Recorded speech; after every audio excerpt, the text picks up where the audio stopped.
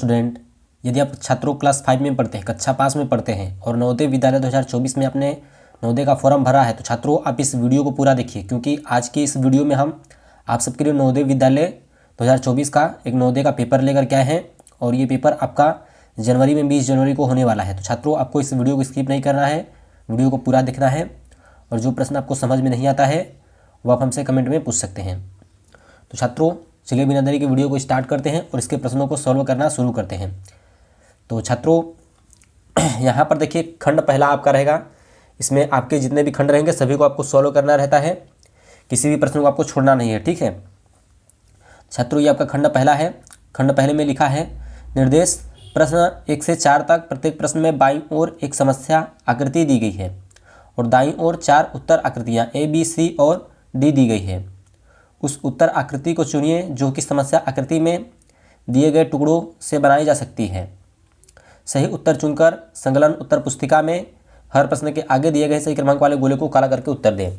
छात्रों आपके पेपर में जो प्रश्न पूछता है वह पहले खंड में ये वाला प्रश्न पूछ देगा या फिर दूसरा कोई प्रश्न पूछ सकता है, कोई भी प्रश्न पूछेगा। इसमें जितने भी देखिए 4 से 5 खंड रहते हैं।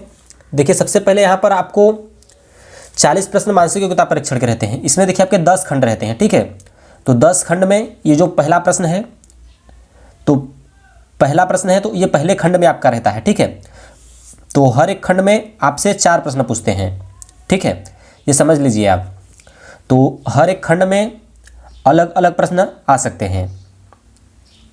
तो एक खंड में एक जैसा ही प्रश्न रहता है, दूसरे प्रश्न में दूसरे खंड में दूसरे जैसा प्रश्न रहता है, ठीक है। तो ऐसे ही आपको समझना है और आपको सोल्व करना है। तो चलिए अब हम इस प्रश्नों को सोल्व करना शुरू करते हैं। तो यहाँ पर जो हमने अभी खंड को पढ़ा है निर्देश में, आपने यदि पढ़ा है तो समझ में आ चुका होगा कि इसको सोल्व कैसे करना है। देखिए जब भी आप प्रश्नों को सोल्व करेंगे, पेपर में जाएंगे, तो आप सबसे पहले इस खंड को पढ़ लेंगे, पेपर के खंड में जो भी लिखा रहेगा उसे आप पढ़ लेंगे, फिर उसके बाद इस प्रश्न को सोल्व करेंगे, ठीक है। सॉल्व करने के बाद अपने OMR उत्तर पुस्तिका में भर लेंगे। छात्रों ये जो आपको चित्र दिख रहा है, ये इन तीनों चित्रों से कौन सी आकृति बनाई जा सकती है वही आपको बताना है। तो इसमें जो बनाई जा सकती है चित्र वह आपका ये वाला सही होगा, ठीक है। ये चित्र देखिए इस साइड में है और ये चित्र देखिए बीच में है और ये वाला चित्र इधर ऊपर के साइड में है। तो आई होप कि आपको ये समझ में आ चुका होगा। चलिए दूसरे को देख लेते हैं। तो इन चित्रों से कौन सी आकृति बनाई जा सकती है? तो इन चित्रों से जो आपकी आकृति बनाई जा सकती है वह आपकी ए में है, ठीक है। तो आप इसको समझते हुए चलिए आगे तक। और प्रश्न नंबर 3, इनसे कौन सी आकृति बनाई जा सकती है? इस चित्र से, तो इससे भी आपका ए वाला ही सही होगा। इसके इन सभी चित्रों से ये आकृति आपकी बनाई जा सकती है। और चौथे की यदि हम बात करें तो प्रश्न नंबर 4 यानी इस खंड का लास्ट प्रश्न पहले खंड का, तो इससे कौन सी आकृति बनाई जा सकती है? तो इससे जो आकृति आपकी बनाई जा सकती है वह सी वाली होगी, ठीक है। तो आई होप कि आपको इतना प्रश्न समझ में आ चुका होगा। चलिए चलते हैं दूसरे खंड की तरफ। छात्रों दूसरे खंड में अलग तरीके से प्रश्न पूछता है, ठीक है। आपके पेपर में आप यदि दूसरे क्षेत्र के होंगे तो आपके पहले खंड में दूसरा प्रश्न पूछ देगा या फिर कोई भी प्रश्न पूछ सकता है, लेकिन जो हम आपको प्रश्न सोल्व करवा रहे हैं ऐसा ही प्रश्न हर साल पूछता रहता है, ठीक है। तो आपको घबराने की कोई बात नहीं है, इस वीडियो को देखना है अच्छे से और समझना है। तो खंड दूसरा, इसके भी निर्देश को सबसे पहले आप पढ़ लेंगे, फिर इसके प्रश्नों को सोल्व करेंगे। निर्देश प्रश्न 5 से 8 तक, प्रत्येक प्रश्न में बाईं तरफ एक समस्या आकृति दी गई है। इस आकृति का एक भाग गायब है। दाईं तरफ दी गई A, B, C और D उत्तर आकृतियों को देखिए, उस आकृति को ढूंढिए जो बिना अपनी दिशा बदले समस्या आकृति के गायब भाग में इस तरह ठीक बैठती है कि समस्या आकृति का पैटर्न पूरी तरह बन जाता है।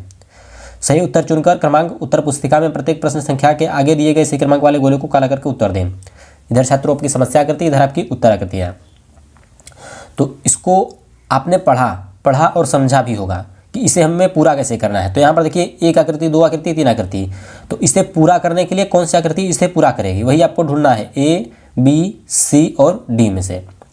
छात्रों जो आपका प्रश्न नंबर 5 है इसका आपका ये B वाला इसको पूरा कर देगा, ठीक है।